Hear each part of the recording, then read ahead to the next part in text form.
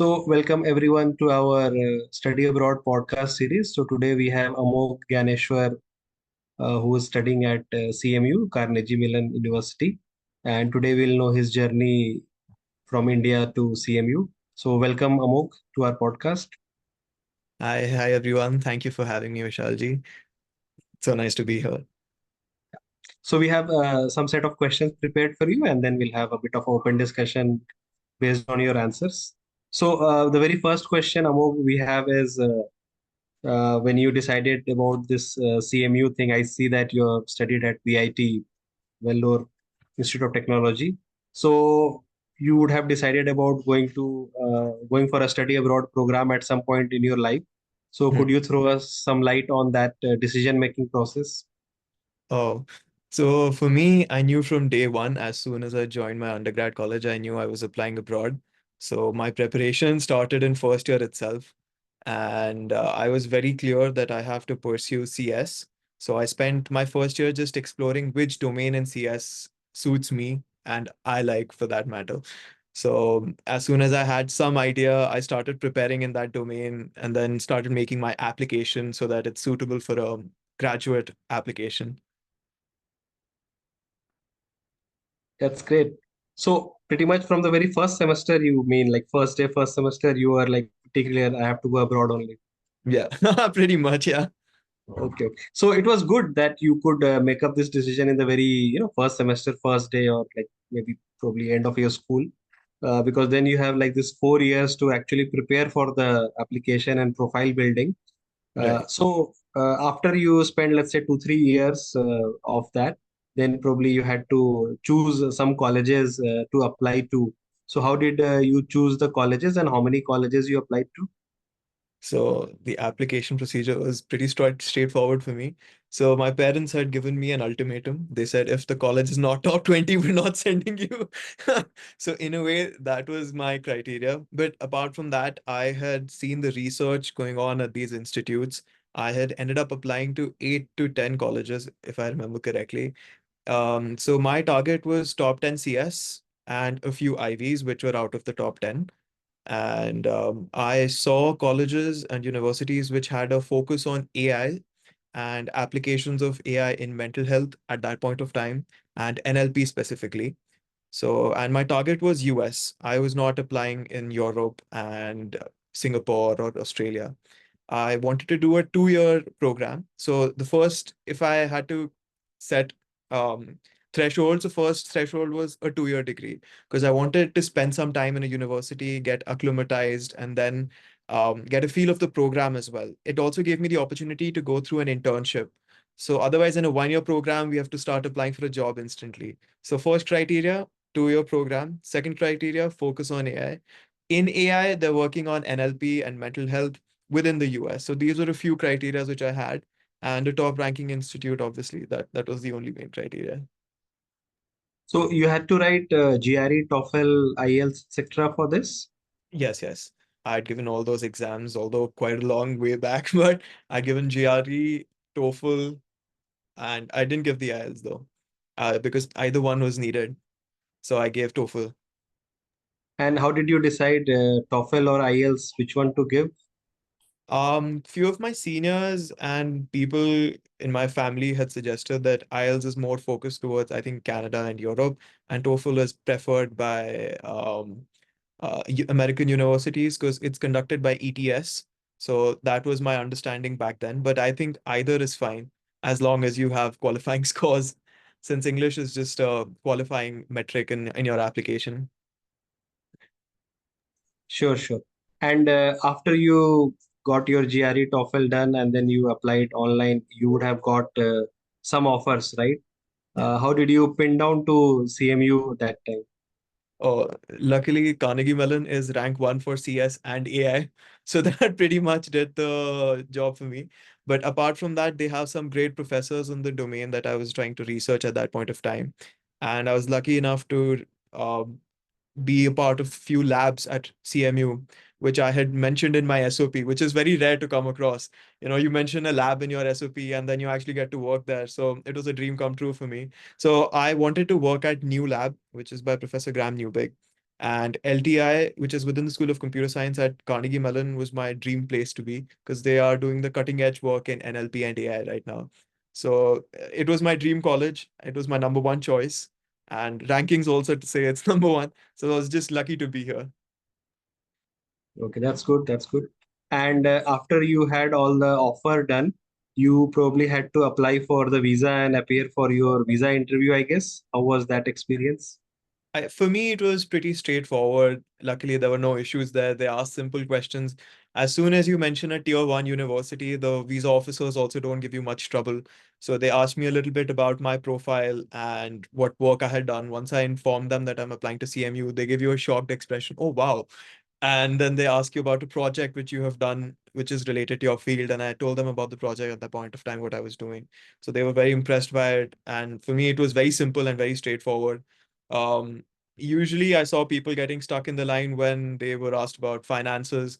Luckily for me, it was very clear and I had documents to support it. So everything went well. I just followed the guidelines on the website pretty much, and CMU did the rest for me. So they kept your passport right after the interviews, and that's how you know you are accepted. Yeah, I think so. Yeah. Okay. So after you got your visa, how much time did it take, like from the visa interview to receiving the visa?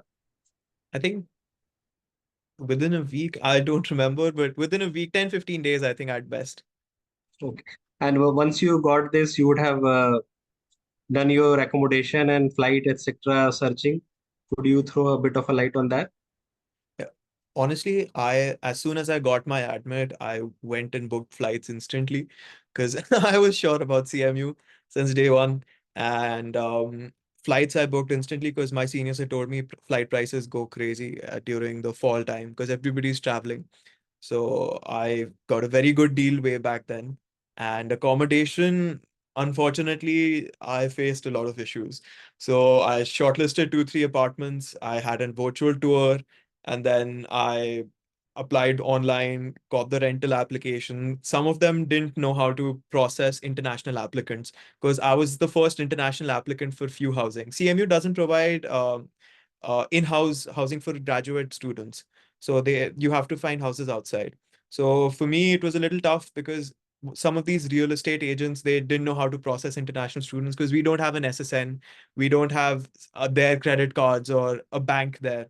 So it was a little tough, but luckily some did have experience. So I went with an agent who had some experience.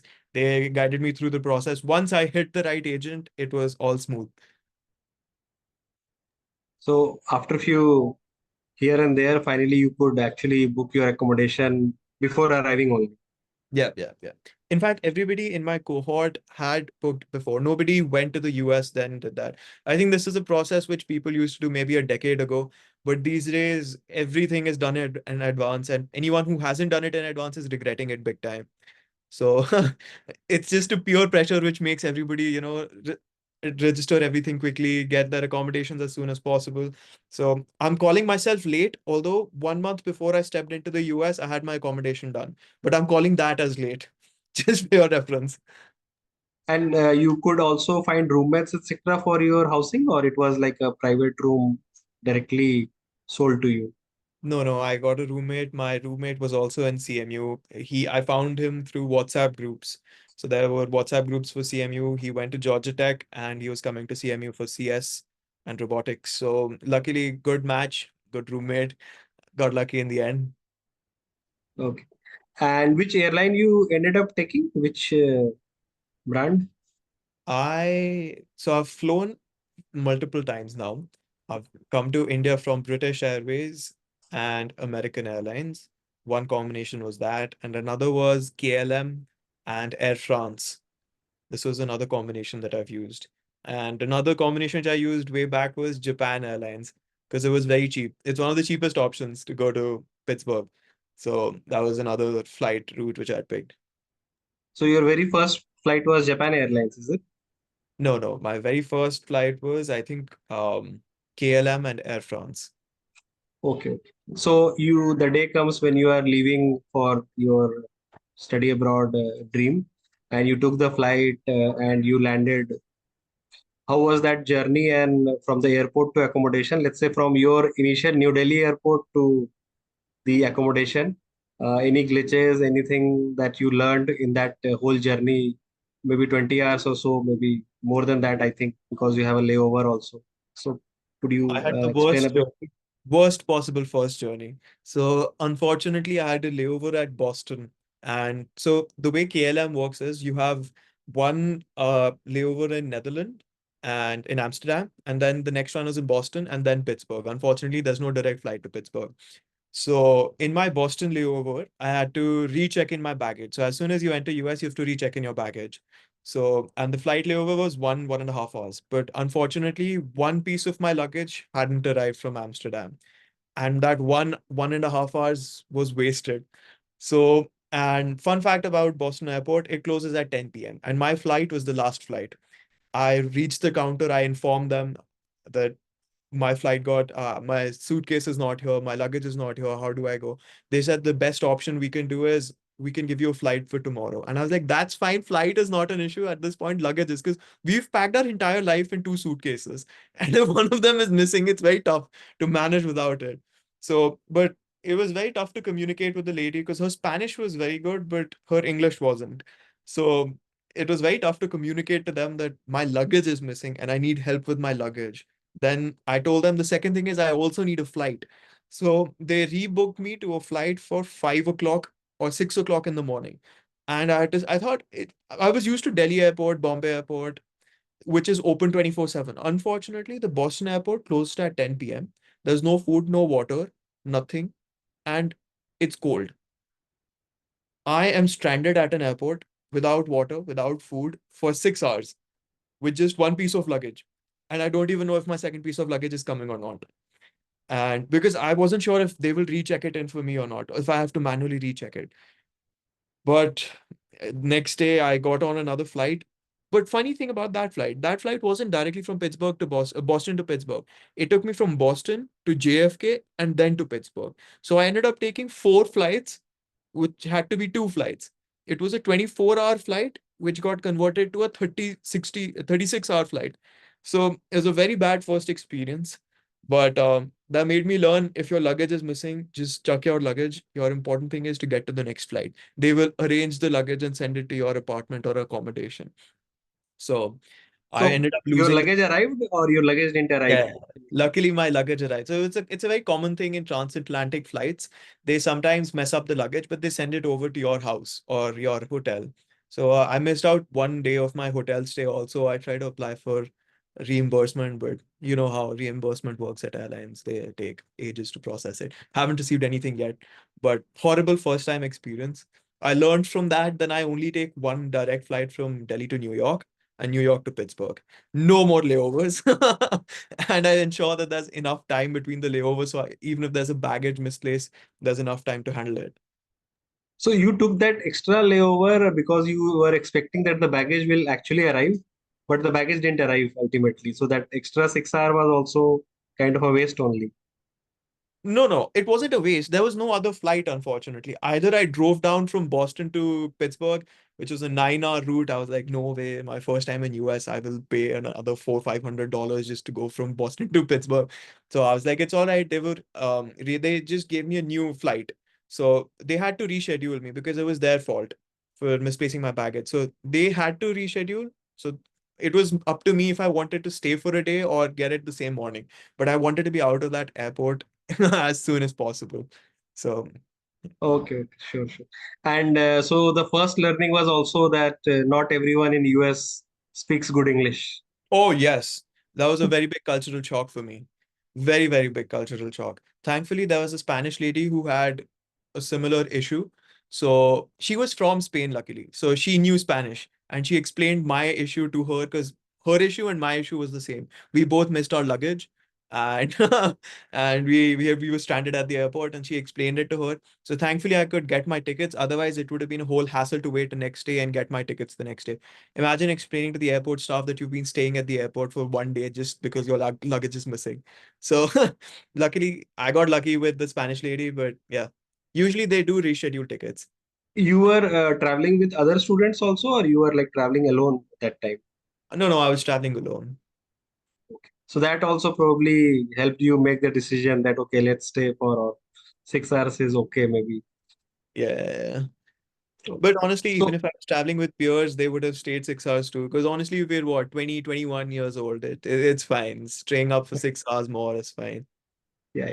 So after you landed in Pittsburgh and then you came to your accommodation, the cultural differences like in US and India is cooking, cleaning, washing, etc. You have to do by your own, Yeah. grocery shopping, etc. So how was your initial week in that respect? Initial week, I just kept comparing dollars to rupees. So if I'm ordering McDonald's, I'd remember, oh, McDonald's in India is 200 rupees for a burger. This is 800 rupees. So even $10 at that point, I was like, oh no. But then with time, I got acclimatized. My first week was a little rough because everything was misplaced. And luckily, I had ordered things through Amazon, so everything came to my house directly. I had ordered everything, so there's no issues with that. Food and laundry was something new. I have not done that before. In college, we had a mess and they had a laundry room. We just had to go to the mess and submit our clothes to the laundry room. Everything was done. But here, we have to do everything on our own. So I wasn't quite used to that. And the good thing about Pittsburgh is the area where I live, only students are living, majority of students. And you really don't feel far from home because the computer science population of CMU is just Indian people and Asian people in general. So it really doesn't feel far from home. There are so many Indian students there that you really don't feel far from home. So there wasn't much of a cultural shock. I was expecting more diversity, which I didn't get there at CMU, to be honest. But apart from that, it was a different experience for sure, a different way of living and managing everything on my own. But yeah, apart from that, everything remained the same for me at least. So not getting the cultural diversity was the like anti-cultural shock. Yeah, yeah, exactly. Precisely, precisely. Okay, sure. And what about the cleaning and your house and all? Like, how do you?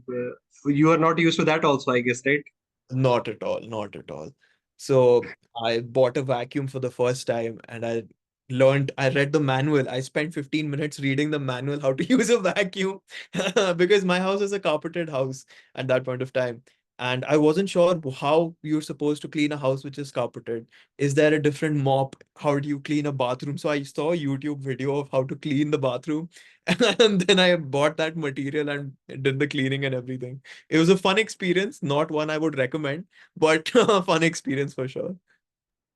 For the carpet, you need to also do maybe a yearly cleaning of a different sort, right? You did Yeah. that also probably once, maybe once or twice, I guess. No, no, that my landlord had done already. So that's, I think, water with steam carpet cleaning, I think that's what they call it. So that my landlord had done. So it was included in rent. So luckily I didn't have to do that. Okay, sure. And you landed in Pittsburgh, and your classes were after some days. Like, what was the duration, advanced duration you reached there? So I think orientation was from 15th August, and I had reached around 8th August, I think, a week before. So I'd settled down, and then there was orientation for a week. First was the International Office of International Department. They had their first orientation. They got our I-20s and all the documents done. Then there was program orientations. So that was taken by the department head and graduate heads, and whoever was looking for PhD students or graduate students was giving their lab presentations and things like that. And then last week of August, official classes started, and then the full-fledged curriculums began then. So you studied at VIT for 4 years, and then you went to CMU. How do you see the classroom teaching as a difference, similarities and differences, India versus US, let's say? I feel CMU was different, definitely, but it's a different kind of different. Um, Over there, you are more engaged and more individual attention is given. So professors very carefully assess your material that you're submitting. It might be a essay, it might be one-liner. Whatever you've written, they will remember by name that, okay, Amogh submitted this. For majority of classes, not for all, but for majority of them. So the kind of attention is very specialized. So that promotes a lot of learning because you feel accountable knowing that there is a person who's actually going through your material. So you can't just half-ass do your work and then submit it because you will be scolded or pointed out that, okay, this is not what's supposed to be done. Secondly, the graduate classes in CMU were very, very small. So that's how they were able to give individual attention as well. So the class sizes were small. Uh, then the kind of information being dispensed was very, very relevant and very new. So models, let me give you an example. If you're doing Gen AI as a subject at CMU, the creator of XGBoost is teaching that class.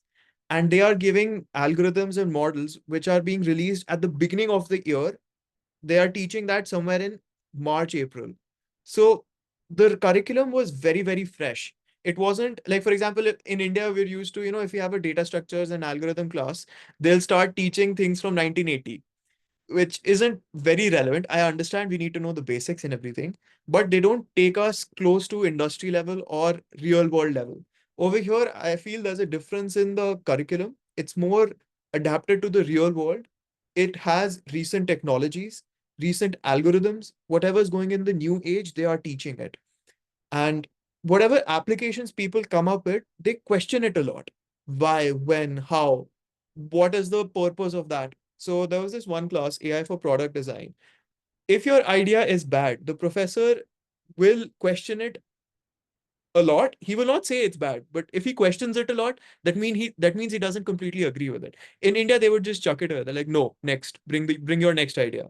Because sometimes over here, professors give you the benefit of doubt. Maybe they haven't understood it properly. So if they ask you questions, they try to understand that if they've understood it correctly. So this is a major difference. They actually extend their hand towards the students that, okay, let me help you out, or you help me understand what you're trying to do. So I found that to be really interesting and helpful, to be honest. It helped me learn and understand why I'm doing what I'm doing. Sure. And probably a lot of assignments and seminars also. Uh, I would say I VIT is a very rigorous college, to be honest. So they have unnecessary amount of assignments. So luckily, I was prepared for this, at least for this aspect. So I wasn't troubled by that. And the the way CMU works is CMU will has a lot of drudgery. It's not like Stanford or MIT. They have way, way easier assignments. What do I mean by that? At times, there are assignments in CMU. Let's say if I ask you to say 2 plus 2, it's 4 instantly. But imagine I ask you to write it 100 times. Even though you know the answer, you have to write it 100 times. So it takes up a lot of time at times. So that was one major issue which I felt at CMU. Sometimes the assignments were tough in the length of the assignment. But at times, there were very, very challenging assignments as well, which were really interesting to solve. Those are the kind of assignments I liked because they challenged me as a CS student to try and attempt them. And there's no way you can find a similar problem on the internet or find it on Google, GitHub, some solved solution, something like that. So that was fun for me. And what was the class size like? I mean, the number of student in your class, VIT versus CMU? So VIT was standard at 60, 65 roughly. And at CMU, I've been in classes with 12 people and I've been in a class with 180 people. So it's variable, but on average, it was 30 people in a graduate class. Classes, for example, Intro to Deep Learning, which are very basic classes that they offer to a lot of people. So those class sizes were 180, 200, but any graduate class, anywhere from 30 to 40 people. You had any TA, RA assignment kind of thing also under a prof as a separate earning, etc.? In my first semester, I didn't do anything. In my second semester, I was a TA with a professor called Wayne Wu. It was a course on computation and cognition, biases in computation and cognition, which was a mixture of philosophy and AI. So it was a fun course. He was a professor from Department of Philosophy, and he wanted some AI input. So he was looking for graduate students in AI to help him out. So I volunteered to help him out for that. So that was my first TA-ship experience. And any other part-time job you tried so far or not yet? So according to F1 visa regulations, we're not allowed to work till 1 year of our visa. Uh, or either we have to have a CPT, which is curricular program training, as in the form of internship, like I'm doing right now. So although it's less than 1 year, but through CPT, I can have an internship and work. Otherwise, I have to wait for 1 year, then I can utilize my OPT to work part-time. So this is the rule like for the whole US F1 visa Right, you said, right? right. Anybody who has an F1 visa has to follow these rules. Follow this first year you can't do much of part-time earning. Yeah. At the university, you can work from day one, but not outside, I think. Okay. Okay, What? okay, okay, okay. Some conditions are there. So within in campus is okay, but outside campus probably no. Yeah. Sure, sure. And what about the like placement and internship opportunities? So like in India versus US, if we see, there is nothing like a placement cell in general, right? So it's like all the hunting you have to do yourself. So that cooking you have to do yourself, cleaning you have to do yourself, washing you have to do yourself. You have to find your own job. So internship also. So how was this adjustment for you, your case? This one part I miss the most from India. Because in India, colleges force people to apply and get jobs. Over here, you're on your own. But CMU name tag helps a lot. It gets you through a lot of first round interviews. So I got lucky. I had multiple offers, but the first step is to get through the resume screening. And resume screening is just luck and college. So as soon as they see CMU and computer science, they're like, okay, we can see what this guy is offering.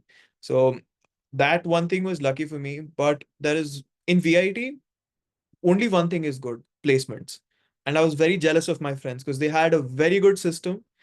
They had everything was handled by the college and they have very good placements in college. Whereas in CMU, everybody gets good jobs. That's a separate thing. But there is no direct placement cell which guarantees you, okay, you have to come here, the companies are coming to campus and giving you placement offers. Nothing like that. The way that companies work in the US, at least in CMU, was that they used to have some events and competitions through which they used to give interview offers. So there's this company called Citadel, which you might have heard. It's a big HFT company. They come to CMU. So they had a trading competition. I took part in that and I got an interview from a trading competition. So unlike India, where you have a placement cell which gives you interviews, companies come to CMU or any university. They have these competitions, hackathons, challenges, and then they give out interviews from the to the top performers of that challenge or hackathon. Sure. And so you are also doing internship right now. So how did you get this internship? In your case, what was the process like? So I was very confused in the beginning because quant finance is very different from artificial intelligence and computer science. I wasn't sure if companies in the US hire STEM people or computer science background people into quant. Uh, as I told you, Citadel had come to CMU. They took a webinar as well. So a seminar, not a webinar. They took a seminar where they explained how their hiring process works and how CMU is a target school for quant and how they're looking forward to CMU applicants. So in that question answer session, I asked them, are they looking for people with a CS background or an AI background? So that's when I got to know that they actually look for people in STEM. It's the other way around. They're not very fixated on finance or MBA related fields for quant. So they are very open to CS, very open to AI. And that's when I started applying for quantitative finance or quantitative research roles. I since my degree was in AI, I wasn't sure if I'll crack quant. I also started applying for ML and data science related roles. Initially, it was just ML data science. People in my cohort also applied to software roles because they are also somewhat aligned. For example, in Microsoft, they have software engineers who are working on AI. So that name is software engineer, but they're working on AI. So few people did that also, but I wasn't interested in software at all since my entire profile is ML.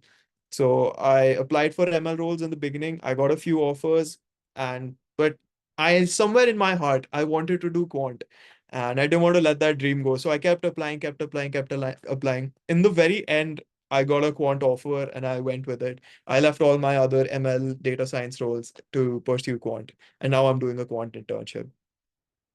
And this internship is which location is this? It's a remote internship, but their office is technically in New York. Okay, okay, sure. So you may actually possibly visit them someday for a day at least Yeah, yeah, to get your certificate, maybe to get yeah, that a bit of a feel internship completion. yeah, yeah, definitely. So coming to our last one or two questions, what is the what's your future plan for the next few years? Like, you have anything planned for yourself as of now? I am trying to break into finance and AI. So that is my plan for the next few years. I'm hoping to do it with quant. I might work with a bank. The market is very volatile. So wherever I get the opportunity, I would try to get into the intersection of finance and AI. That's where my current 2, 3 year plan is. And after that, we'll see. So you have 1 year of studies left as of now, right? Right, right. I have 1 more year to go. Okay, okay. So coming to the very last question, so do you have any pro tip for the study abroad aspirant who are thinking about going to CMU or coming to US as such? Anything that you wish you would know or you knew maybe, but not a lot of people know? Any specific? If you want to have a research oriented profile, directly apply to a PhD. You don't have to do a master's and then do a PhD. Because from an Indian mindset, we are used to thinking BTech, MTech, then PhD. But in the US, you can directly do a PhD after your bachelor's, which most people are not aware of. Rather, they're skeptical of doing a PhD. But the benefits of a PhD far outweigh any other thing which they might have in their minds. And giving 2 years for a master's degree and then thinking about it might be late for some people. Like in my case, I don't feel like studying for 5 more years. Had I started with a PhD, I might have had the inclination to continue with it. But at this stage, I feel maybe not anymore. I would like to work for a bit and then come back to academia. Yeah, probably too long of a deal. 2 years plus 4 years, Yeah. 6 years at least. No, no, 5 years minimum because they don't have that integrated master system right now with my course at least. So some people transitioned after 1 year to a PhD program, but still they had to do a minimum 4, 5 years. Even those super brilliant toppers you would expect, they need 4 to 5 years minimum. So it's a big commitment. Yeah, yeah, it's a long commitment, big commitment, and lots of ups and downs might happen. So a lot of people will get scared at the very beginning only. Yeah. Sure. Okay, Amog, great to listen to your experiences and insights on your study abroad dreams, and good to know that you actually got your dream college and the topmost college among all your application, etc. So I hope our audience will learn something from this recording, and hopefully we'll be in touch through LinkedIn and other medium. Thank you so much for having me. Yeah, take care. Bye. Thank you.